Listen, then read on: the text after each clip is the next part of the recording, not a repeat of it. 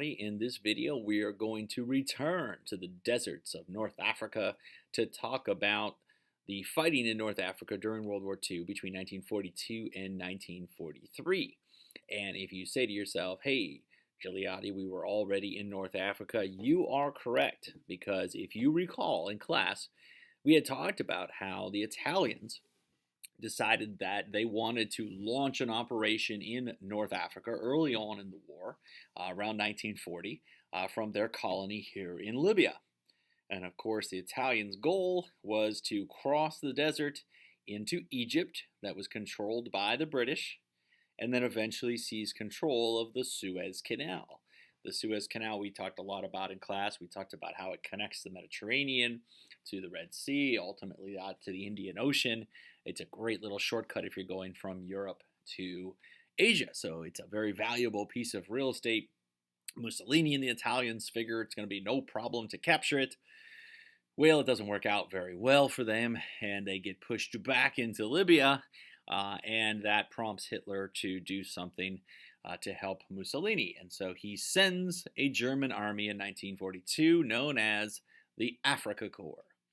And like we mentioned, the Afrika Korps was under the command of Erwin Rommel, known as the Desert Fox.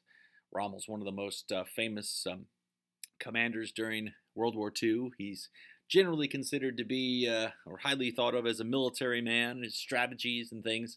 And of course, in North Africa, strategy is everything because you have tanks, you have desert, you have wide open spaces, and so it's kind of like a big chess game with these tanks.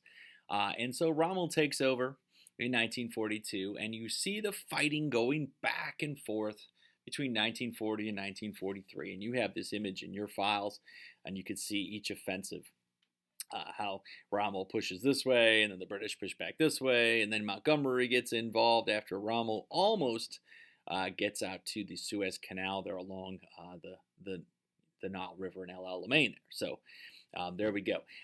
Tobruk. Tons of fighting around there. Tobruk changed hands quite a bit. The British held on to it, and then eventually the Germans took it, and then the British took it back. Malta is a small island out in the Mediterranean between Sicily and North Africa. The British were using, the Germans were bombing it. This was going on for a long period of time, sort of like almost like a ping pong game where the Germans would push across towards Egypt, and then the British would push them back and forth, back and forth, back and forth, and no one could really gain a serious advantage until in 1942 we get what's called El Alamein. El Alamein is a city here in Egypt. It's not far from Alexandria. Of course, that was named after Alexander the Great, which is right along the area here, this Nile Delta, and then the Suez Canal. So Rommel uses his military genius, if you will, to conquer the deserts here of Libya and into Egypt, and he gets to El Alamein, and he figures the Afrika Korps is going to be to the Suez Canal with no problems. But he doesn't realize he's facing a new British commander, a man named Field Marshal Montgomery. Montgomery is one of the most famous British generals during World War II.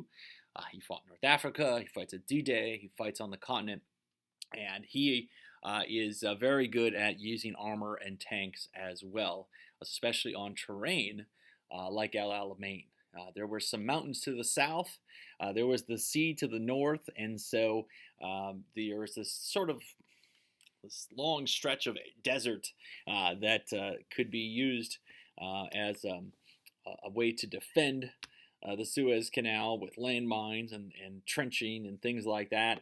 There was also a lot of very deliberate movement of tanks, movement of men, a lot of artillery use in the Battle of El Alamein. Very similar to what you might find in World War I artillery. You know, you launch the whole big artillery barrage, and then you send your tanks and your infantry in, and because it's a confined space with the mountains and the sea, that type of warfare became pretty effective. Anyway, long story short, the British win the Battle of El Alamein, and the Germans would never again threaten the Suez Canal. Rommel actually was on sick leave during the battle, so there was always some controversy about that. But long story short, from that point on, you see the Germans start to get pushed back towards Libya and ultimately Tunisia. which it would be over here on the map closer to Sicily. Along the same lines, by the end of 1942, beginning 1943, the Americans, the United States, is finally ready to get involved in the war. It took us a long time to mobilize, to get things prepared, to get soldiers trained, to get supplies, to come up with a strategy, a plan. So you think about Pearl Harbor's right at the end of 1941. Takes us about a year. Now it's almost the end of 1942. Hitler had declared war on us after Pearl Harbor, so we decided, okay, what are we going to do? Well, we're going to try to stop the Japanese advance, but we're going to try to save England. We're going to try to get rid of Hitler in Europe. It's hard to fight a two-front war, as Germany well knows, and the United States ends up having to do as well.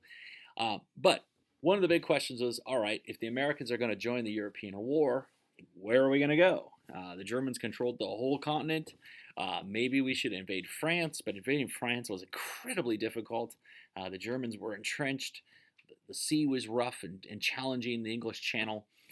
And so by the end of 1942, even though Stalin in the Soviet Union now are fending off the Nazi attack, and they're hoping that we land in France, the Americans decide we're going to land in North Africa.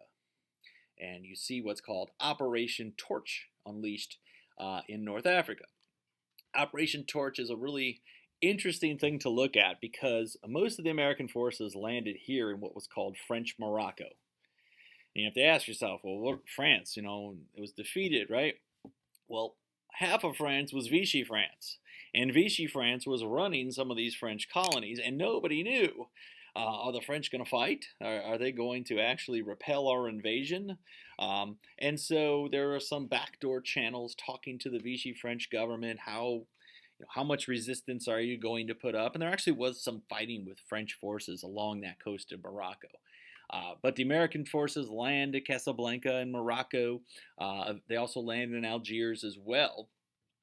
And what that actually does then is, if you look at the map, it sort of puts the Germans now in between the British army under Montgomery over here, and now this American army that's moving this way as well. And so what we see after Operation Torch is that the Germans are not going to be able to hold on to North Africa. General Eisenhower, you might remember him. He gets famous for his invasion of D-Day. He is sort of the fellow who plans this concept here, where the American army is going to kind of push across Morocco and Algeria, and the British army is pushing across Libya, and they're forcing the Germans back into what's called Tunisia as that goes on. The fighting is, again, it's pretty fierce. It's wide open spaces, it's desert, it's tanks, it's armor.